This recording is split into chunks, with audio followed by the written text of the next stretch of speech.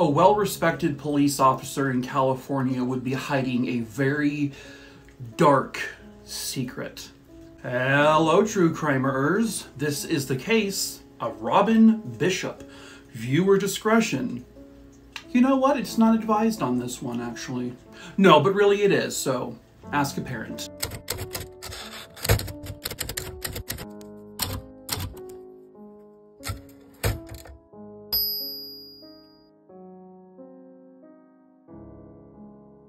I want to preface this video by saying that I pick my cases at random. My list is it's over 4,200 names now.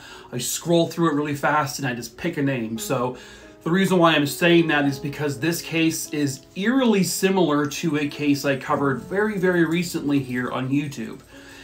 So you're going to notice some similarities to the case of Kara Knott. Robin Bishop was born on August 10th, 1958 in Newberry Springs, California.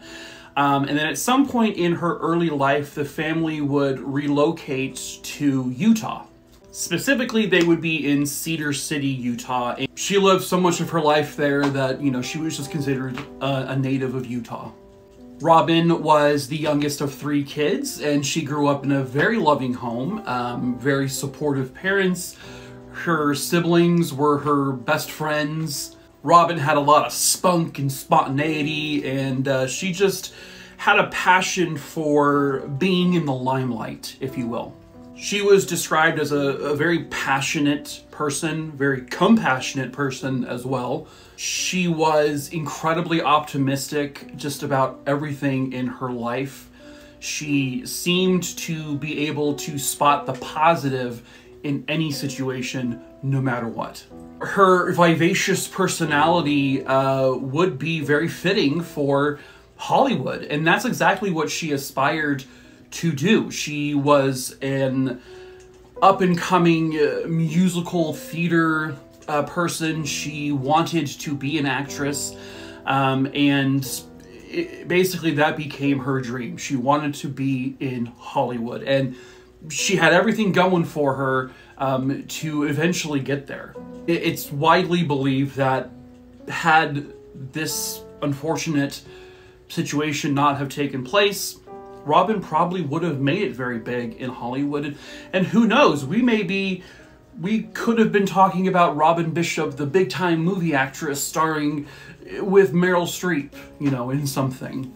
By 1982, Robin was in her early 20s, and she herself had relocated to Las Vegas, Nevada. She wanted to be closer to California, and she also felt she could possibly make it somewhere in Vegas.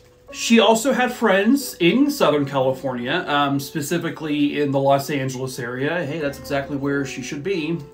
So in January of 1982, she would actually go to visit one of her friends in Los Angeles. Robin spoke to this friend in great depth about her passions and her desires to, you know, work amongst the Hollywood elites and be an actress and be in TV shows and movies and have her name up, you know, on billboards. You know, her friend told her, like, the best opportunity you're going to have, the easiest way that this is going to become reality for you is if you're right here in the thick of things, right here in the motherland of the Hollywood industry, Los Angeles, California. This friend had said, you need to come here. You need to live here in Los Angeles, mingle amongst the stars, if you will, and you will go places if you live here permanently. And after some thinking, while, you know, visiting her friend, Robin said, you know what? Let's do it. We're going to do this. I'm going to move from Las Vegas right here to Los Angeles, and we're going to make my dreams come true. So on January 11th, 1982, she would leave from her friend's house in Los Angeles and begin her drive back to Las Vegas in order to pack up some things, get her affairs in order, and then she would be on her way back to Los Angeles. Now, the drive itself, at least back then, from Los Angeles to Las Vegas was about 3 or 4 hours. Along the way was the city of Barstow, California. Robin made a little pit stop to a little restaurant slash gas station there in Barstow, and she picked herself up a sandwich, you know, just so she was replenished for the drive.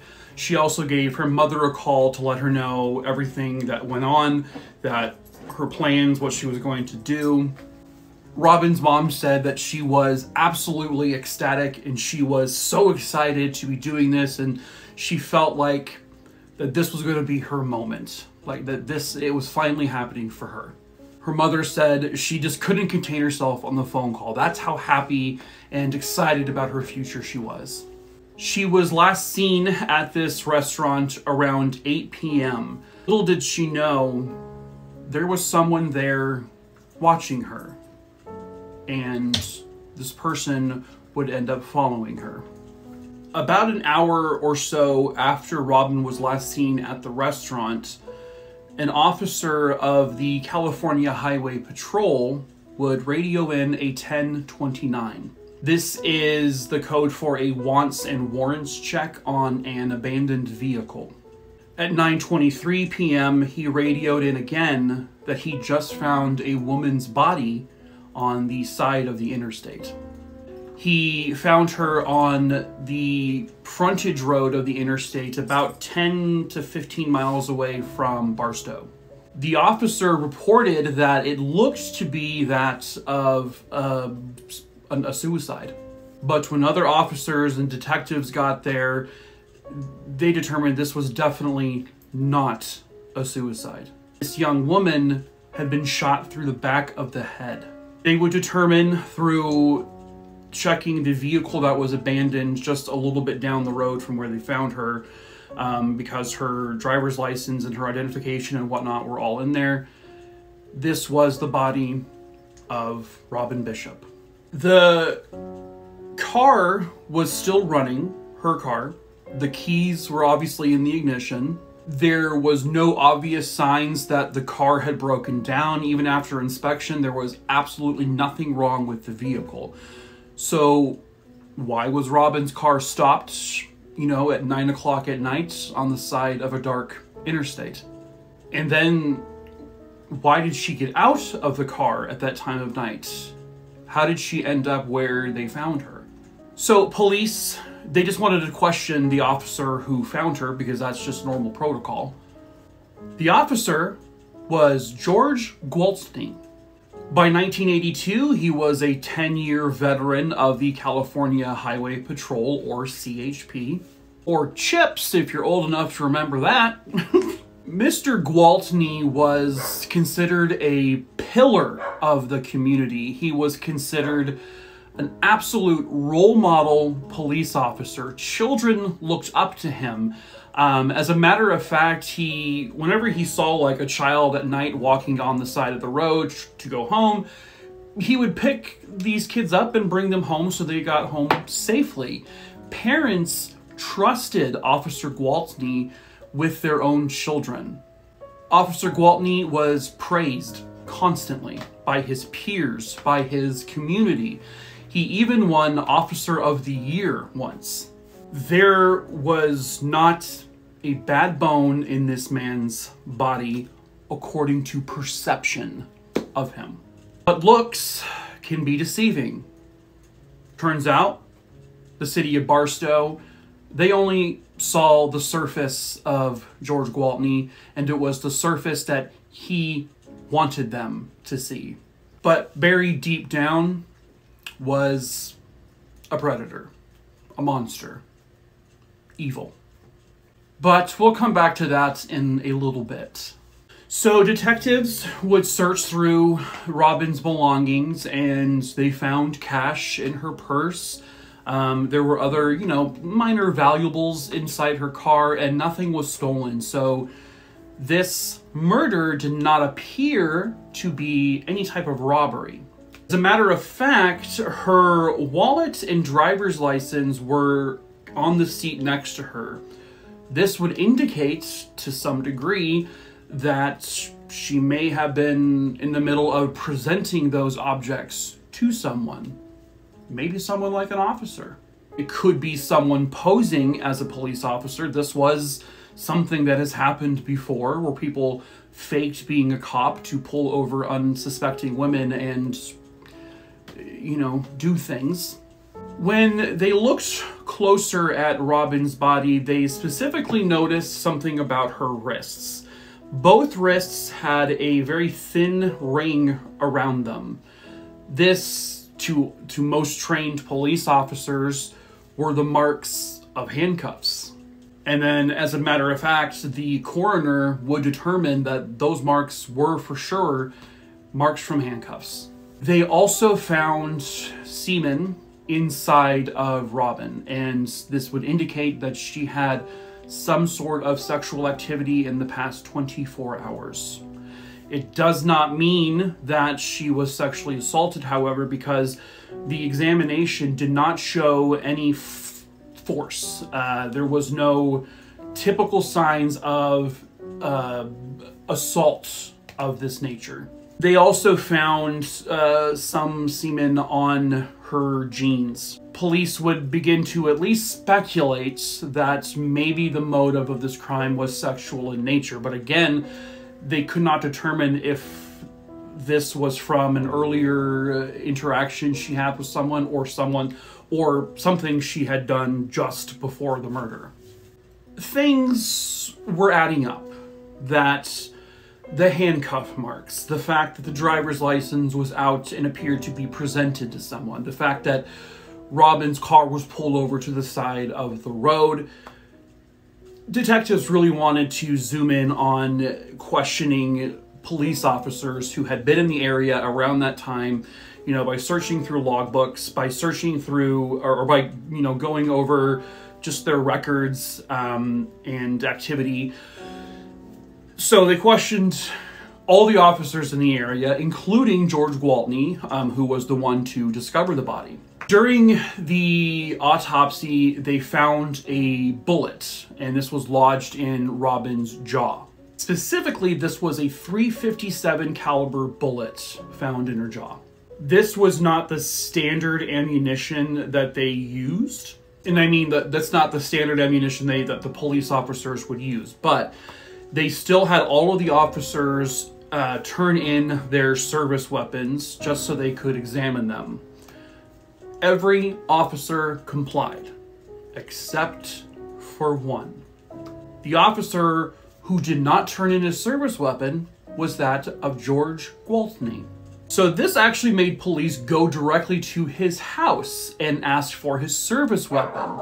So George was like, oh, sure, yeah, I'll go grab that real quick. I have it here at home. This man came back with his personal weapon. He didn't come back with his service weapon. And they're like, no, we need your service weapon. Where is that? And then George is like, oh, shit. I guess it's missing. I guess it was stolen. But he was so flippant about it. He's like, I guess it was stolen. It's just like, I don't tell you.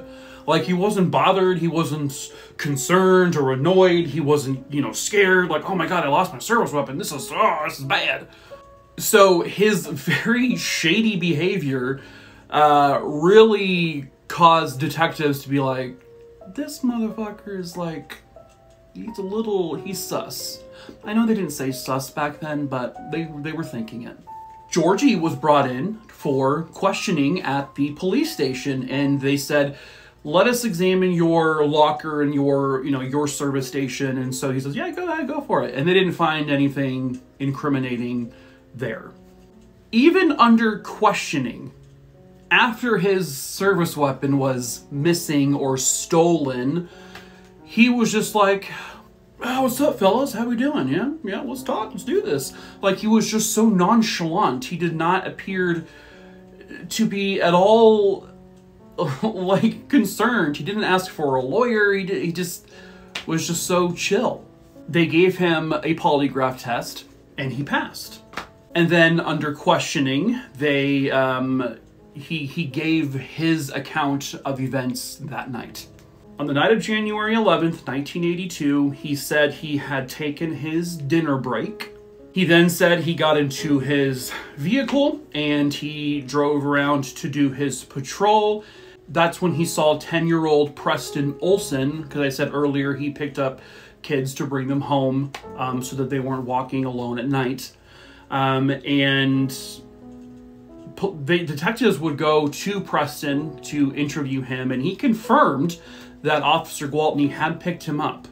Now, Gwaltney said this happened at approximately 8:50 p.m., and Preston, when interviewed, said, I guess that sounds right.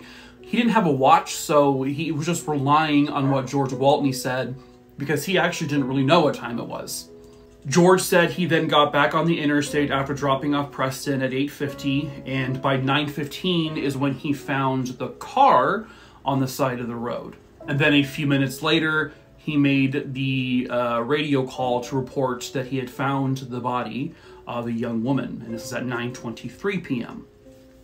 This means that between 8:50 p.m. and 9:23 p.m., we're talking 33-ish minutes for him to possibly pull over Robin, sexually assault her maybe, and then kill her, and then, you know, throw her body to the side, and then compose himself to call it in. Gwaltney then took another polygraph test. Again, he passed with flying colors. He then allowed police to search his home and his personal vehicles. In Gwaltney's truck, his personal vehicle, they found the frame of a gun.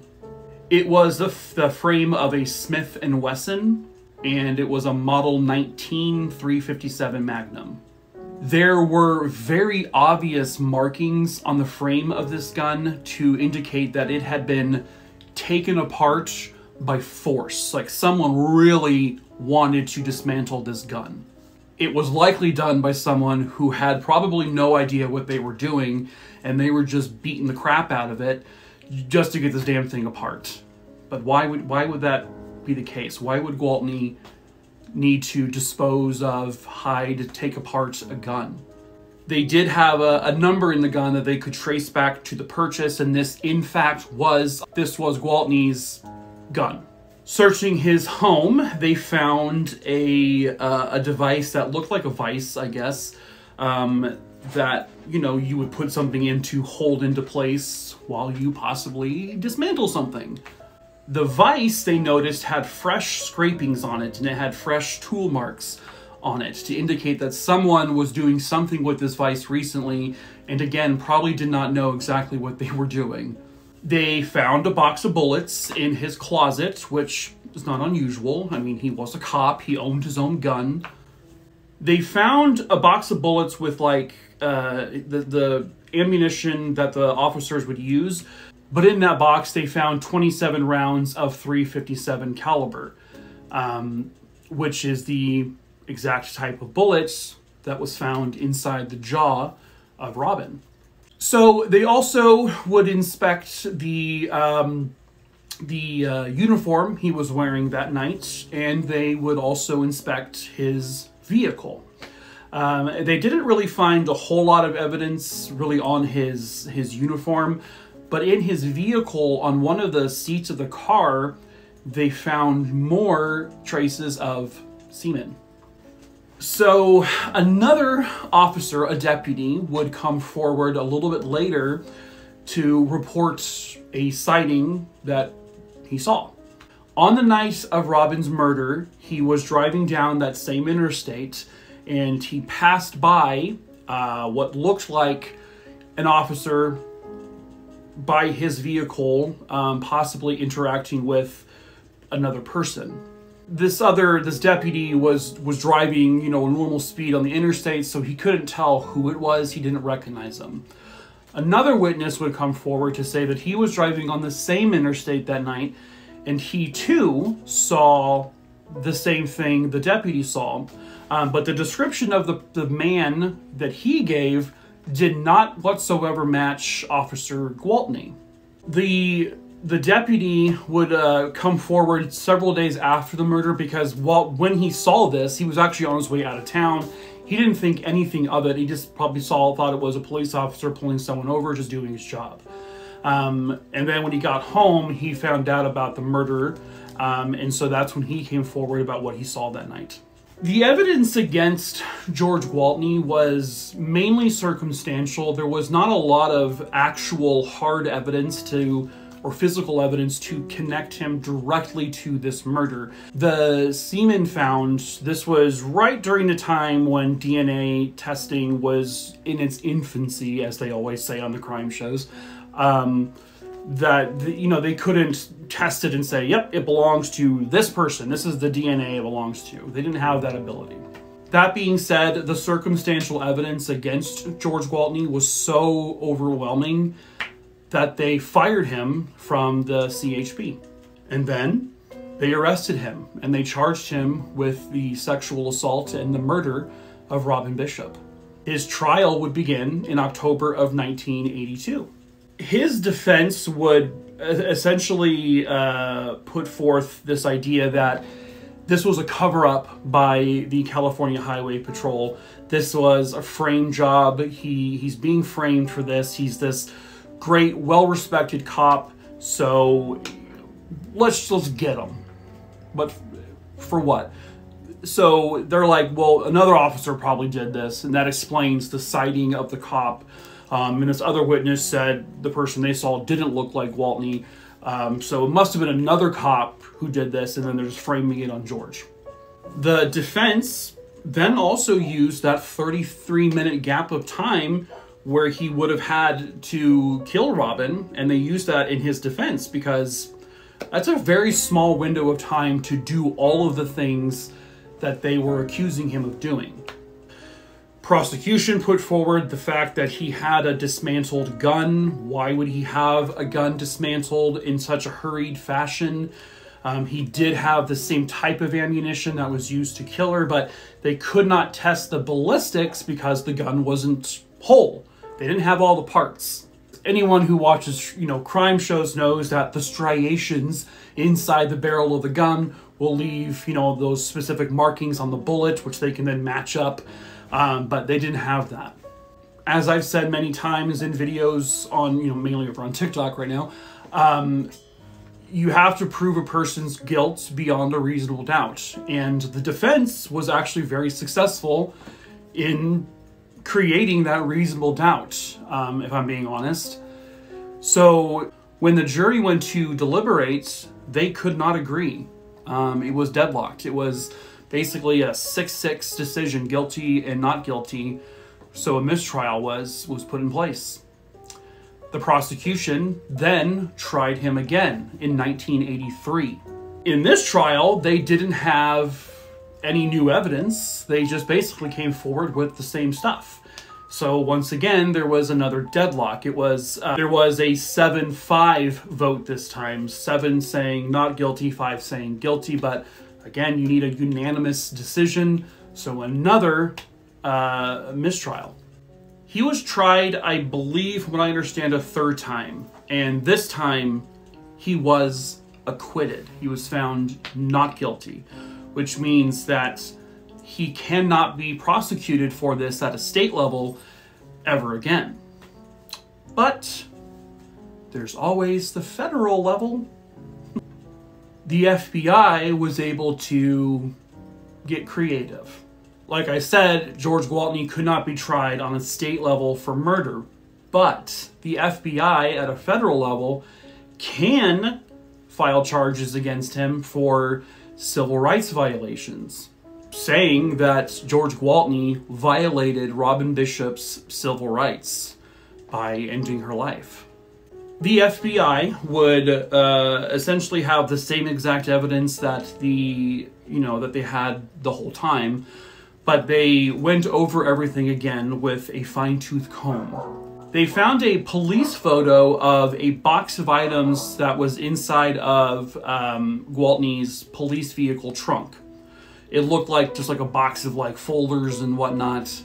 But in that picture, in the vehicle at the time of the murder, they found a small box of ammunition, and it appeared to be .357 ammunition. Again, same one that killed Robin.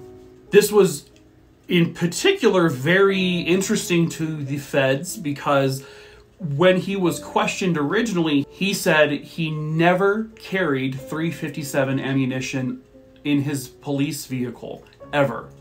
And so when they found this photo of his police trunk, they caught him in a very big lie, because he in fact did have it on him. They then got very scientific with the bullets. You know, stuff that I don't fully understand, but they were able to like scrape some of the materials off the bullets that was found inside the victim, along with the same bullets they found, you know, in Gwaltney's home. And the amount of the lead, I guess, matched, so it was like the same amount of lead, same properties, I guess, if you will. They were able to determine that the bullet found in Robin's body and the bullets found in his home were a part of the same batch. They were able to link them. Those bullets were created at the same exact time in the factory. And it would be an almost impossibility for there to be, you know, two separate yeah, they linked it through science, all right? They also got really science-y on the examination of the vise, the pipe vise thing that was found at Gwaltney's home. They noticed a characteristic of this vise. It was missing, it had a broken off like tooth, you know, one of the jagged edges. And so this would create a very specific marking on anything that that vise was used on. So they were able to match the markings found on the frame of the gun with the actual vise itself. So that was done by that tool. This means that the gun frame that was found was in fact his, I guess, his service weapon that he said was stolen. Furthermore, they went back to the young boy, Preston. When Gwaltney said he dropped him off at 8:50 p.m., the FBI would go back and question the mother. The mother said that she believes it was actually more along the lines of 8:10 p.m. that night, which then opens up the window an extra 40 minutes. So now we're talking, there is a 73-minute open window now for him to have committed this crime, and that was more than enough time to do everything. And then another piece of damning evidence. They analyzed under a microscope all of the sperm that was found. And again, while DNA was not something they could match conclusively to a person, they were able to determine something else. The sperm analyzed, it produces a very rare phenomenon that has anti-sperm antibodies. I'm not 100% sure what that means. But this was indicative of someone who may have had a reversed vasectomy.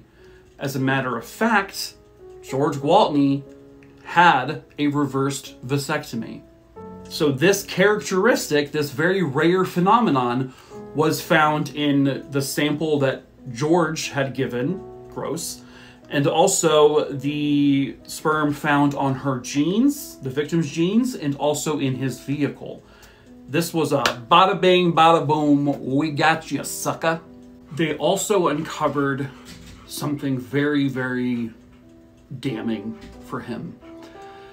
11 women would come forward to say that he had pulled these women over around the same area of the interstate, and he would basically force them to have consensual intercourse with him, and if they didn't, he would give them a ticket or he would fine them a lot of money. And if they ever came forward, there would be trouble for them.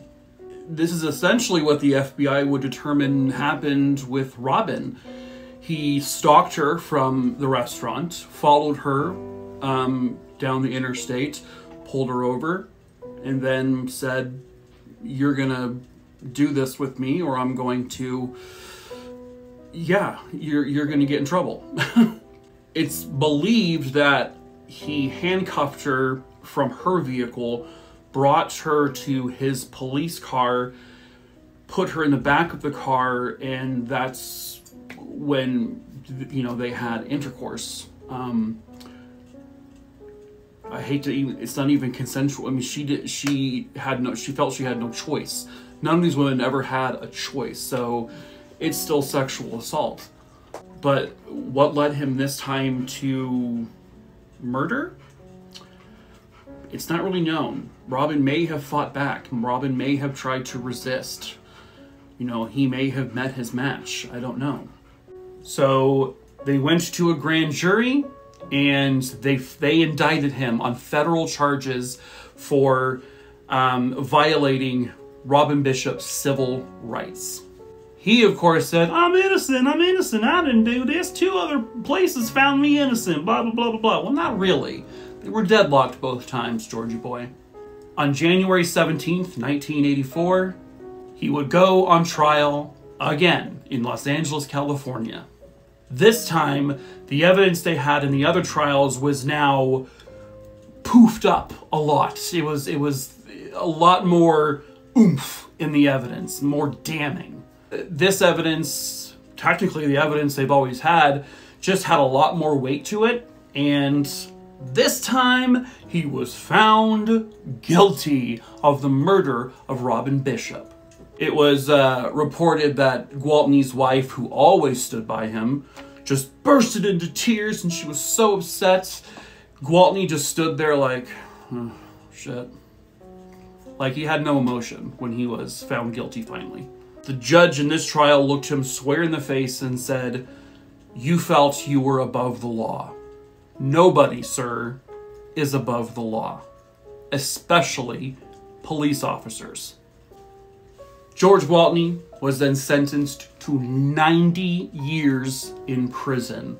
He would be eligible for parole after 30 years. He would have been in his mid-70s or so when his parole would have been available. But just 13 years after he was convicted, in 1997, he had a heart attack in his jail cell at the age of 56. He went to his grave always saying he did not kill Robin Bishop. But the evidence very clearly states otherwise. And like the judge said in your last trial, nobody is above the law. That is it for today's video. I hope you found it interesting. Of course, I know it's very similar to a case I covered recently, but when I pick my cases randomly, I land on it, I choose it, it's the case I'm going to cover. No exceptions. So, unfortunately, there's a lot of bad cops out there. As usual, if you guys have a case you would like me to cover here on YouTube or over on my TikTok, which is also Making a True Crimerer. I currently have 2.6 million followers over there. Hi guys, come over here now, please. Thank you. My case list is in my link tree, which I will put in the description below. Just scroll through that list. You can even Control F or however you might search for it on your phone. A name you want me to cover. If you don't find the name on there, just send me an email to mikey@truecrimerer.com. I just changed my email address.